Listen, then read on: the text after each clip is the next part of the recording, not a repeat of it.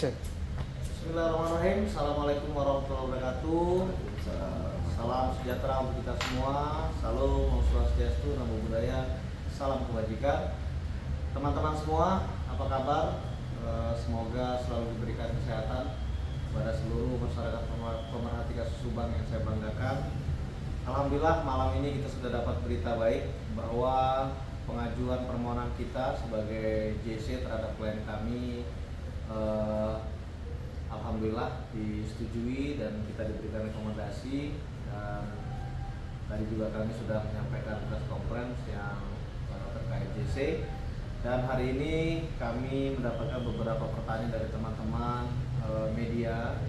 Di sini ada YouTuber juga yang konfirmasi ke kita, ada Bang Freddy dan teman-teman semua, ada Bang Ferry, Bang Jack, Bisodo dan teman-teman. Ini juga pertanyaan juga sekaligus kita mengklarifikasi, mungkin juga nanti berguna buat teman-teman YouTuber yang lain. Di sini juga ada Bang Anjas dan YouTuber lain. Baik teman-teman, kita akan coba menjawab pertanyaan-pertanyaan dari teman-teman ini yang dikirimkan kami ini dari Bang Freddy. Semoga mewakili bagi teman-teman semua YouTuber lain. Silakan Bang Ahid yang akan menjawab beberapa pertanyaan. Baik, terima kasih ya, Bang Topan waktunya. Tadi kita sempat menerima beberapa pertanyaan dari rekan-rekan YouTuber ya terkait dengan JC ini. Nah, ini ada beberapa pertanyaan. Salah satunya adalah apakah status JC Danu yang diterima karena Danu dianggap lulus semua persyaratan dari LPSK? Ini jelas bahwa LPSK memberikan rekomendasi seseorang yang melakukan tindak pidana. JC tersebut diberikan adalah bahwa syaratnya adalah bahwa orang tersebut adalah bukan pelaku utama, dan kedua bahwa orang tersebut mau bekerja sama aktif atau proaktif membongkar kasus tindak pidana ini. Nah, itu syarat yang diberikan oleh Undang-Undang Lembaga Perlindungan Saksi dan Korban itu dalam kasus pembunuhan. Nah, si Danu, klien kami ini jelas bahwa memenuhi kriteria tersebut. Bisa teman-teman lihat bahwa selama ini Danu proaktif sekali. Jadi dia dengan sadar, dengan keikhlasan diri membuka kasus ini, diantarkan oleh kami selaku kuasa hukum untuk membongkar kasus ini sesuai dengan apa yang dia alami, dia rasakan dan dia yakini. Nah, terus kemudian Danu ini adalah bukan pelaku utama dalam hal ini. Jadi Danu memang dalam posisi yang tertekan, posisi yang sulit untuk menghindar, karena itu tadi ketika dia menghindar atau menolak perintah dari tersangka Y ini, bukan tidak mungkin Danu ini akan celaka. Artinya bukan tidak mungkin Danu ini menjadi korban selanjutnya dari korban almarhum dari pembunuhan ini, maksud kami. Terus kemudian pertanyaan yang kedua, tanggapan LPSK terhadap Danu seperti apa? Jadi LPSK ketika memberikan rekomendasi JC ini tentunya melalui kajian yang sangat dalam sekali. Itu dapat kami lihat begitu aktifnya LPSK bertemu dengan penyidik, bertemu dengan Danu, bertemu dengan kami, artinya ada check and balancing, begitu, cross check terhadap informasi Danu sesuai atau tidak dengan apa yang dia sampaikan di proses penyelidikan dan penyidikan.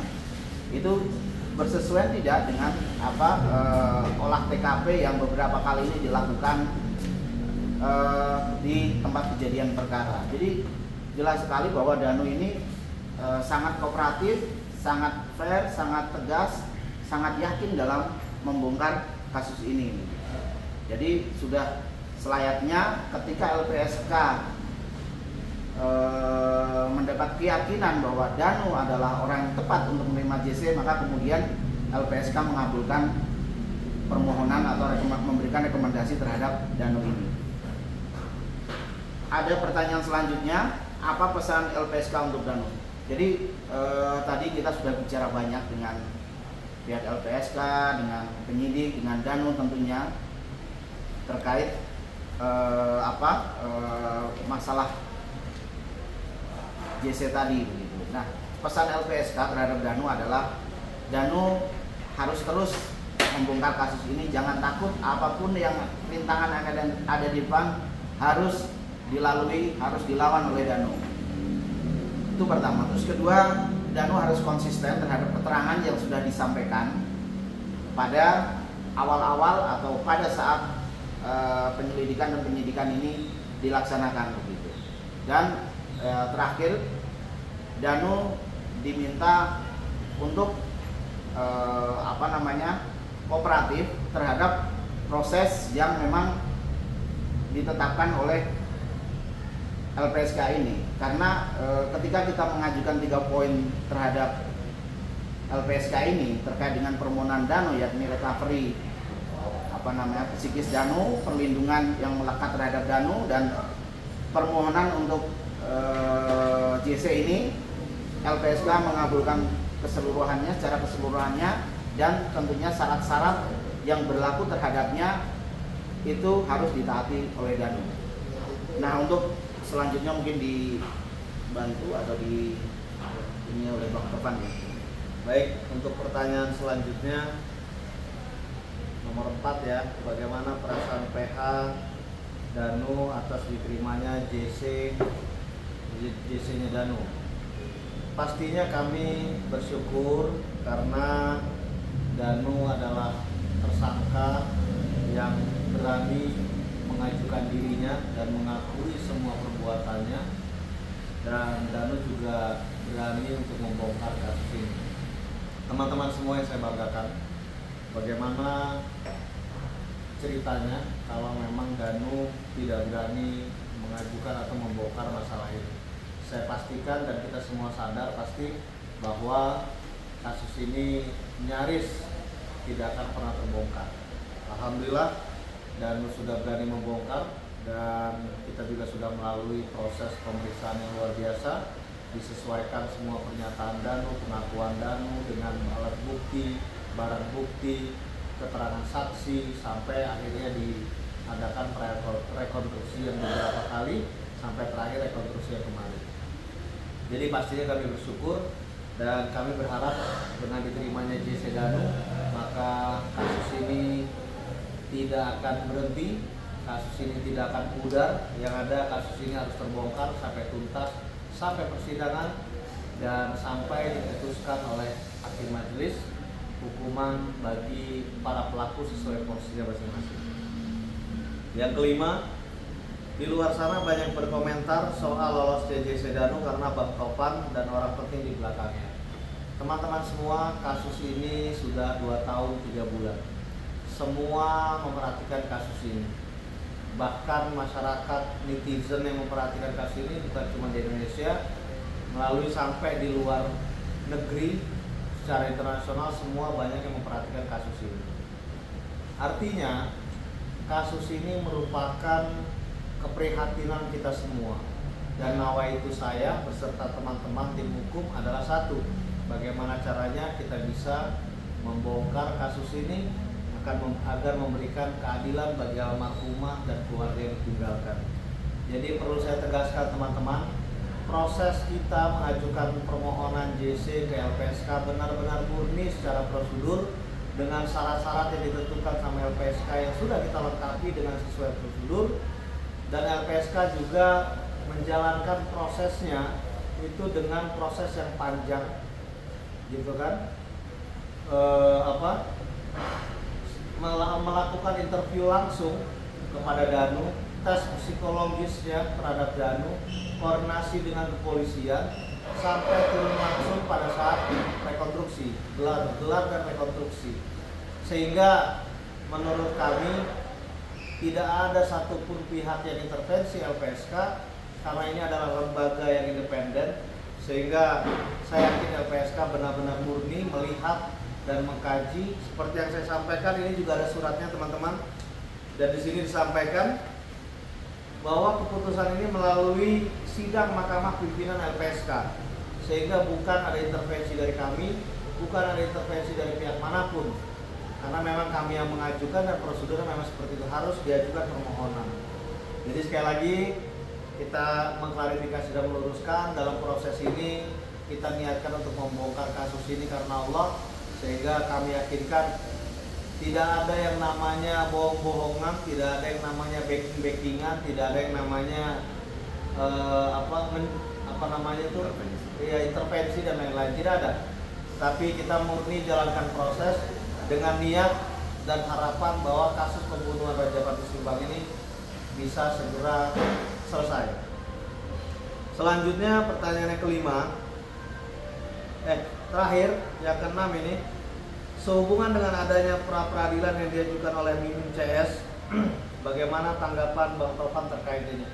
Ya, terkait upaya pra peradilan yang diajukan oleh pihak Mimin dan Arigi serta Abi, pada prinsipnya kami no comment ya, karena memang itu adalah upaya dari masing-masing atau strategi dari masing-masing PH. Tetapi memang agak aneh buat kami. Yang pertama, bahwa pra peradilan ini hanya diajukan, pemohonnya ini adalah 3 orang tersangka, yaitu Mimin, Arigi, dan Abi. Padahal ada 1 tersangka utama yang sudah ditetapkan sebagai tersangka dan sudah ditahan. Artinya ya kami menduga saja ini bahwa tersangka Y ya harusnya sudah mengakui karena dia tidak mengajukan pra peradilan. Kejanggalan yang kedua yang juga kami selalu pertanyakan gitu ya, bahwa permohonan pra peradilan ini sudah lewat dari 2 bulan setelah ditetapkan tersangka. Artinya ya kami juga pernah mengalami hal yang sama. Kami pernah mengajukan pra peradilan terhadap klien kami yang ditetapkan sebagai tersangka. Itu 1 hari setelah ditetapkan tersangka kami langsung mengajukan pra peradilan. Kenapa seperti itu? Karena kami meyakini bahwa pada saat kasus ini kami pegang, kasus lain ya, itu klien kami benar-benar tidak bersalah dan klien kami ditetapkan sebagai tersangka dengan bukti-bukti yang menurut kami tidak cukup gitu loh. Jadi kejanggalan-kejanggalan banyak teman-teman, tetapi pada prinsipnya ini kita kembalikan kepada peradilan yang menyidangkan nanti, kepada majelis hakim. Kita berharap semoga persidangan pra peradilan ini hakim juga benar-benar peka dan benar-benar mempelajari betul bahwa kasus ini sudah 2 tahun 3 bulan dan kasus ini merupakan kasus yang sangat menyita perhatian seluruh masyarakat Indonesia, bahkan di luar negeri sekalipun gitu ya. Yang ketiga, kasus ini juga sangat rentan dengan obstruction of justice-nya, sehingga kami berharap semoga pra peradilan yang diajukan oleh para tersangka tadi ya hasilnya akan ditolak, sehingga proses pembongkaran atau pendalaman kasus ini bisa segera dituntaskan dan berkas perkara segera dilimpahkan ke kejaksaan. Komentar saya dan teman-teman seperti itu terkait pra peradilan, silakan saja, dan kita kembalikan juga kepada penyidik kepolisian karena yang digugat adalah penyidik kepolisian Polda Jawa Barat. Saya yakin para penyidik juga sudah mempersiapkan karena ini adalah upaya yang sangat luar biasa dilakukan oleh penyidik. Bisa kita bayangkan 2 tahun 3 bulan kasus ini tidak pernah ada ujungnya dan tidak terbayang sampai kapan bisa terungkap. Tapi hari ini alhamdulillah sudah tetapkan 5 tersangka. Demikian teman-teman semua, para YouTuber, para media yang bisa kami sampaikan. Kami mohon dukungannya, semoga dukungan dan doa, semoga kasus ini bisa segera terselesaikan. Kami juga memohon kita semua mendukung upaya aparat kepolisian agar mereka jangan sampai mendapatkan intervensi-intervensi dari yang lain-lain, pihak lain. Mereka istiqomah untuk membongkar kasus ini. Mereka siap menghadapi pra peradilan dari para tersangka, dan putusannya kita doakan agar putusannya ditolak sehingga kasus ini segera naik, para tersangka lain segera ditangkap dan disidangkan. Terima kasih teman-teman semua. Selamat malam, salam hormat dari kami, tim kuasa hukum Ramdhanu dan kuasa hukum korban almarhumah Ibu Tuti dan Amel. Semoga kita semua mendapatkan keberkahan dari Allah Subhanahu wa taala. Terima kasih. Wallahu muwaffiq ila aqwamit thoriq. Assalamualaikum warahmatullahi wabarakatuh.